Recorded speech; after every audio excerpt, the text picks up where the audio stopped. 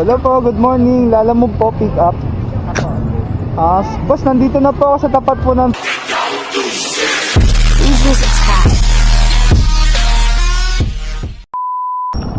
first booking natin, men.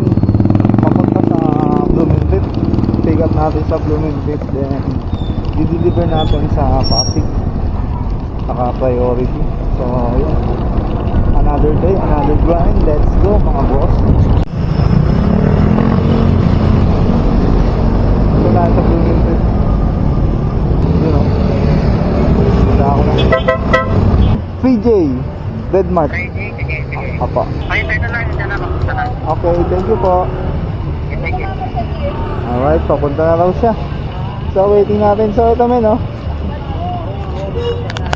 Dala natin yung ano, oh. Anytime yan, men. Pag may nakita tayo na mamimingwit, pwede tayo maki-join. Mamimingwit tayo. Package yan, oh. Ayan, oh. Ito yung pang-reel, oh. Pang-hook. Dala ko lagi yan, men. Para just in case na, ano, kagaya nito, muna tayong Pasig. Pag may nakita tayong namimingwit dyan, mamingwit tayo dyan. Ayun. Ano yan, sir? Pasig. Manok. Manok? O, taga lang. Pasig ba no? Oo, Pasig yan. Ito. Ilang kilo to, sir? 20 lang. Sa Mr. Ward? Okay.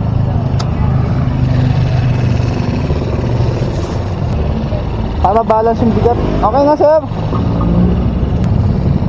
License ko. Ito para for verification niya. Okay na? Nadine. Oo. Nadine Sese. Nadine. 204.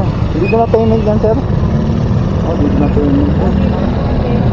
Priority, diretso na natin ito.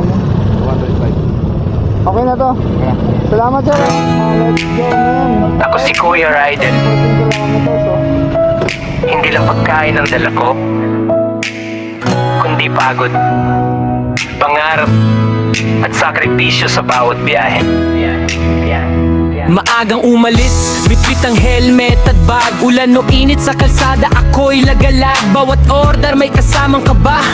Traffic, gutom at init ng makina. May customer na galit, agad ang bungad. Konting late lang, sermon na nga agad. Pero may ilan nang umingitid, bumabati. Salamat kuya, sapat na para sa ngiti. Hindi mo alam ang dinanan ko bago ko na ihatid ang order mo.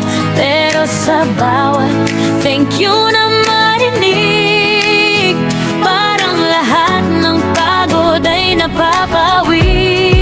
Sa bawat pambigo may kwento sa likod, pawis at pagod pero tuloy ang ikot.